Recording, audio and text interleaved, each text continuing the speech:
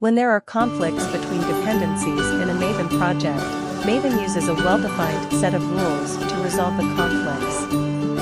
Maven uses a concept called dependency mediation to resolve conflicts between dependencies. When multiple dependencies with different versions are declared in a project's POM file, Maven will select the version of the dependency that satisfies all the other dependencies in the project.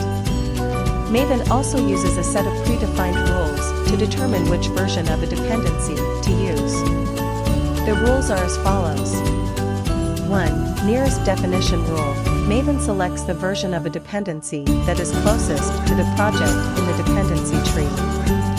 2. First declaration wins rule. If two or more dependencies with the same version are declared in the POM file, the first one declared will be selected. 3. Dependency version override rule. If a dependency is declared with a specific version number, that version will be used, regardless of any other versions that may be available. Maven can also be configured to exclude specific versions of a dependency or to force the use of a specific version.